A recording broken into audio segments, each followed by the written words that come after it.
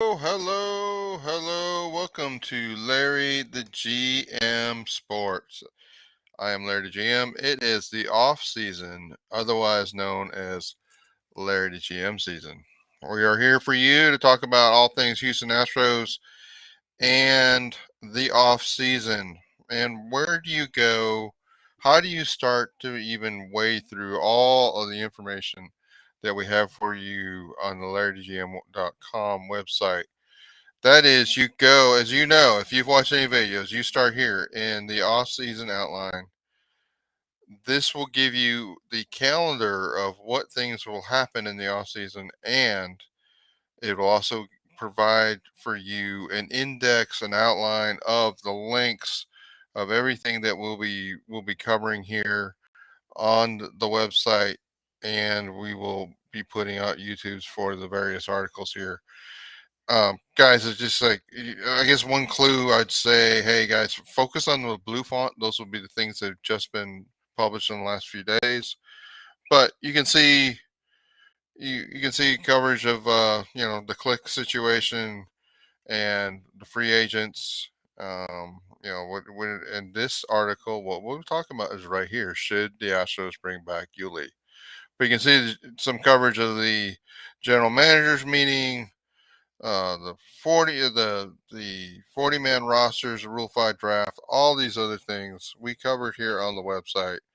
Guys, I would also say, hey, you might want to jump into these free agent articles. Soon will be coming articles talking about trades. So I did put a little trade out yesterday, relative to players that might have been in the Rule 5 draft status, but we are working toward a bigger trade article. All right. All that being said, that's where you go. That's where you start, and you just jump all to all the different articles there from the off-season outline. That's the way to do it. Let's jump into the article that link from should the Astros bring back Yuli. All right. So first off, I want to say I love Yuli Gurriel as much as anybody else on Astros Twitter or Facebook. I love Yuli Gurriel as much as anybody here. I want to have an honest discussion about where Yuli Gurriel is after his age 38 season, and thinking about where he's headed to be in his age 39 season.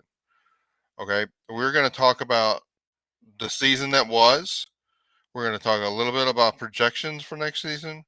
We're going to talk about career, and we're going to talk about like what's happened over the last 3 years. We're going to cover all those different angles, and then we're going to work back to the question like, should the Astros bring back Yuli Gurriel? The Astros have a need at first base. Question is, do they go after, a Bell, or do they bring Mancini back? Do they bring Yuli back? Do they bring uh, another first baseman like Abreu in? Okay, those are probably like some of the options here. All right, so let's. I mean, I've posted links to this article already. Every single response in Facebook. That's not true. Not every, okay. 80% of the responses in Facebook are simply with like the word yes, and it's like, okay, but did you read the article? And I just tell you guys, most of the folks when I put links in Facebook, they never read the article. They just like answer the question. Like, okay, can you read the article? Let's have the discussion, because when people read this article, I think they come with a much more informed answer, and in some cases, I have a feeling it will be a different answer than there maybe honestly would knee jerk response would be. Again, we all love Yuli, but let's be honest about where Yuli is and what kind of season he had and what we can expect in the future. So, if that discussion's not for you, then no harm, no foul. I mean, come back to the website when we talk about something else. Ultimately, we're not in charge whether Yuli comes back or not, and if he comes back, we'll all be rooting for him. Um, it, if he doesn't come back, you may want, they don't bring him back and they go a different route. You may want to go back to this article and figure out, what was the decision making process there. I'll be here for you if that happens. But just close the article. Don't worry about it, and just like let's agree to talk about something else other than Yuli Gurriel. There's a lot of things we can talk about relative to the Astros. So, all right, let's talk about Yuli Gurriel in 2022. And what I did is I did screenshots of 4 basic tables from Fangraphs. And these are the list of 42 first basemen that played in 2022 or had uh, playing time at first base in 2022 that had more than 300 plate appearances. These are not like part-time players. These are, at least half-time players. And I don't expect you, nor do I even want you to necessarily click on the table and read in detail it. I just want you to see like this gray line, that's Yuli in this table. This gray line, that's Yuli in this table. What is this table? This is the table of OPS. Yuli's OPS was 647 in 2022. Now, we'll cover it in a minute, but I'll say it here too. Yuli Gurriel was a different player when he had a day off before a game than when he had no time off. So, there's a data point there. We'll cover in more detail. But 647 was the 39th out of 42 first baseman. That's like failing the test. I'm just is what it is. WRC plus, he had a WRC plus of 85. This is in an offensive position, first base. 85 is 15% worse than and than average league hitting performance, position player performance. 85. That's 38th out of 42. Now, some people immediately are going to jump into, but whoa, Larry. We know Yuli's not been great offensively, right? His defense is phenomenal. He's scoops. I've talked about scoops in other articles, other videos, and other times. I'm not going to spend a lot of breath here talking about it. I just will say this: like, defense is more. First base defense is more than scoops, and it's also about like range and those sorts of factors. And did you make the plays you should have made? Yuli Gurriel was 40th out of 42 first basemen in defensive WAR. Now I could go break that down into multiple categories in defense. Some he would do okay in, some he wouldn't. Some he'd be nearly dead last in. But guys, Yuli Gurriel, 40th out of 42 defensive WAR, a negative 16.3. Now most first basemen are negative, to be fair. A few of them were positive, but negative 16.3. Overall WAR. Now, do people know that Yuli Gurriel had delivered a negative 0.9 WAR in 2022? I don't think most people do. Like a league average player or a league average starter is supposed to be about 2 WAR. And here we are, and you can see where two would be about here, which would be about 15, which would be the league average starter. I mean, this 0.9, he 40th out of 42. That's guys. This is a drain on the Astros offense, and it was almost all year long. There were periods where really get hot for a few weeks, but it's not enough. Now, Yuli Gurriel, 38-year-old player, was his manager, Dusty Baker, ran him out for 146 games, 90% of the games. Why so much? Because and this provides you the link that I showed you. In the postseason, Yuli was a very different player, completely. You know why? Because of the postseason schedule, Yuli had a day off before eight of those of the 12 games he played, and the Astros played in 13. He had a day off before those, and obviously before the ALDS, he had a lot of time off because the DS ended so early. He had a lot of time off before the CS, and because it ended a couple days before the World Series, he had multiple days off before the World Series. He had time off. That was the key to your. What do I mean? So that's 647 OPS player. Let's just talk about OPS. Yuli Gurriel had an 842 OPS. That's better than all these other first base free agent options. He's better than Brayu, better than Rizzo, better than if you want to trade for Christian Walker, and or if you want to sign Josh Bell. Yuli Gurriel was better than all those players when he had a day off, but he had a 602 without it, and he's being rolled out at 90% of the 90% of the games, 146 games. The 38-year-old. I mean, guys, I don't know if anybody knows, but the schedule in Cuba baseball, at least it was several years ago, there was actually a concern when Yuli first came to the major leagues, is could he adjust to the schedule of the major leagues, because there was always an off day every week, or maybe it was two in Cuban baseball. And here he came to the major leagues, and they play day after day after day after day for 20, 30, I don't know. The Astros played like 21 straight days.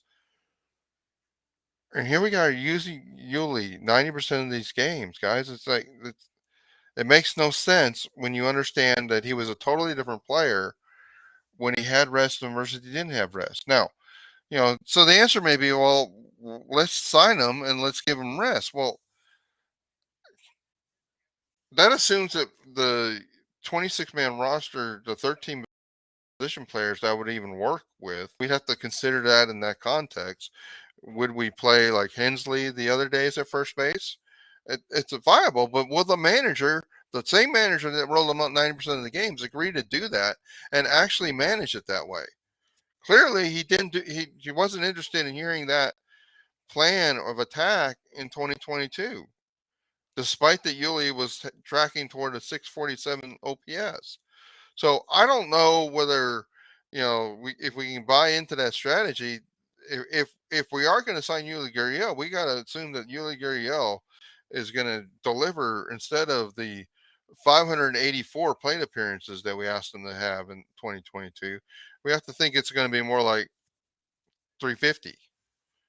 Okay, and that's about it, or maybe up to 400, but it can't be any more than that. So that's who Yuli Gurriel is. Now, let's just be fair to Yuli. The projection systems, you have the performance, his actual performance, 647 OPS.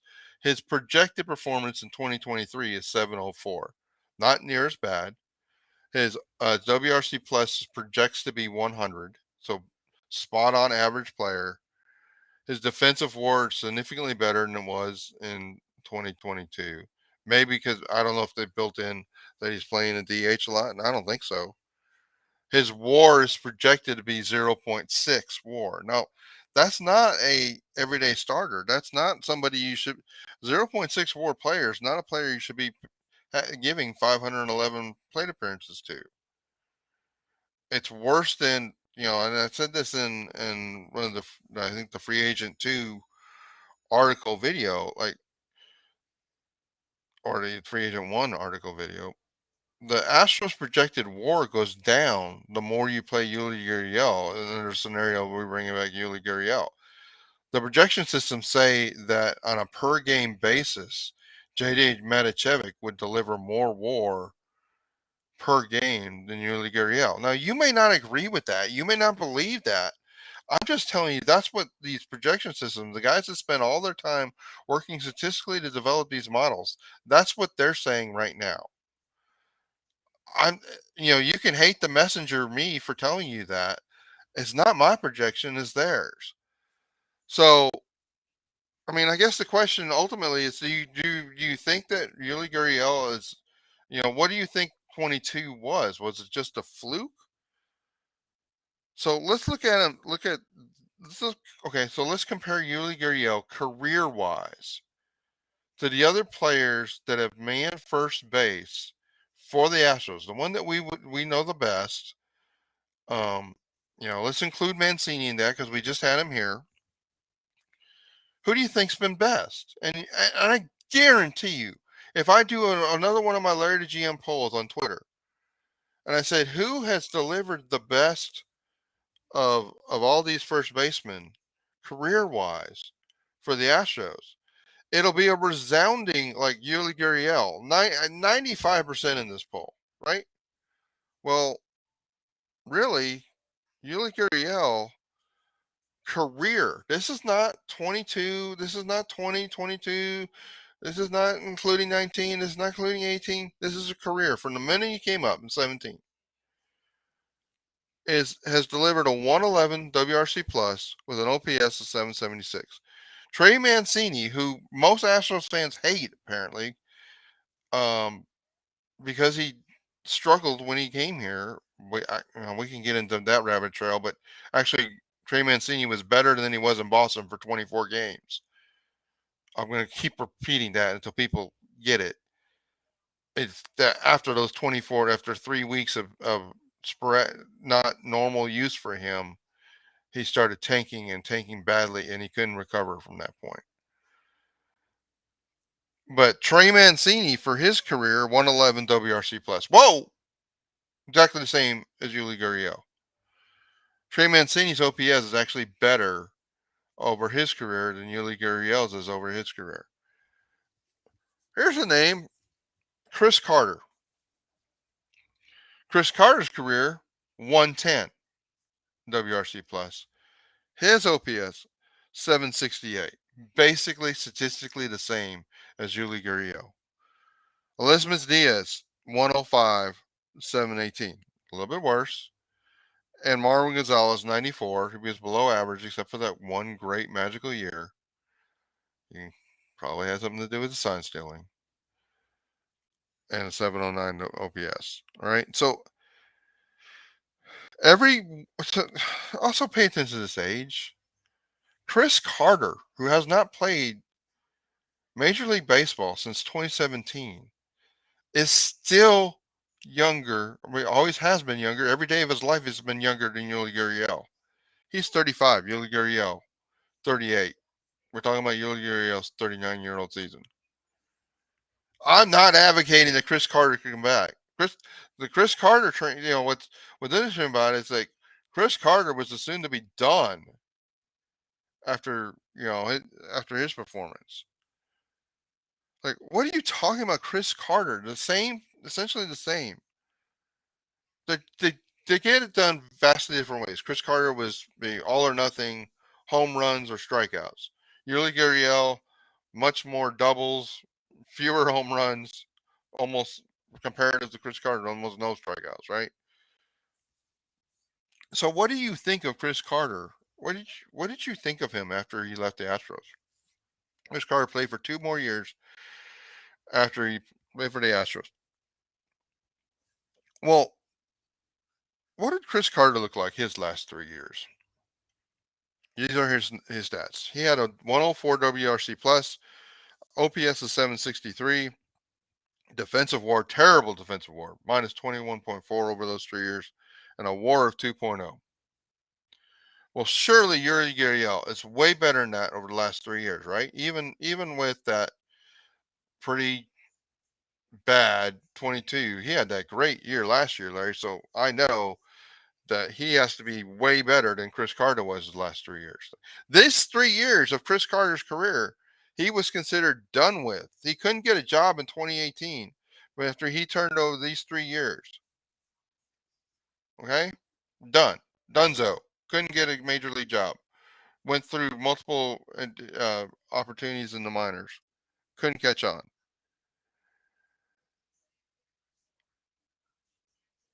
Yuli Gurriel was basically that same player, guys. There he is right there. Age 36, 38. WRC plus 104. Exactly the same as Chris Carter. OPS lower than Chris Carter. Some of that has to do with, there was better better, more balls that were more conducive to being slugged harder in those 2015 to 2017 than in the last few years. Defensive WAR worse than Chris Carter.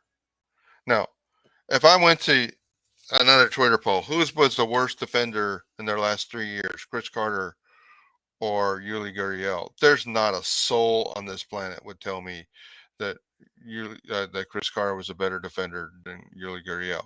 That's what the metrics say. He delivered 2.4 WAR. Part of that's because he played almost 8% more, but that number statistically very close, and even in the WAR category. What I'm trying to tell you is, if we use Chris Carter as like the definition of a guy that's done, Yuli Gurriel looks like that, except he's 8 years older than Chris Carter was when Chris Carter was labeled to be done. It's not. I'm not trying to beat up. I'm just trying to tell you, if Chris Carter was done with his last 3 years of performance that looked like that, and then Yuli Gurriel in his last 3 years performance looks like that, why don't we conclude the same thing about Yuli Gurriel as was concluded about Chris Carter in 2018? And I think it goes back to, we all love Yuli. He was here for championships. He stepped up at big moments. He's still, I'd say it's somewhere in here. I mean, we all think of Yuli as this great postseason player, but Yuli Gurriel, I won't be able to find it. It's in here. Yeah, there it is.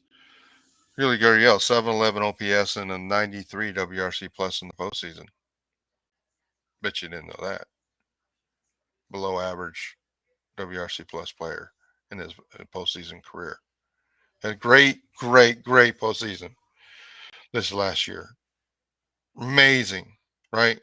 Small sample size. Small sample size. All right. I'm going to say, so my conclusion is no, I don't think the Astros should bring back Yuli Gurriel.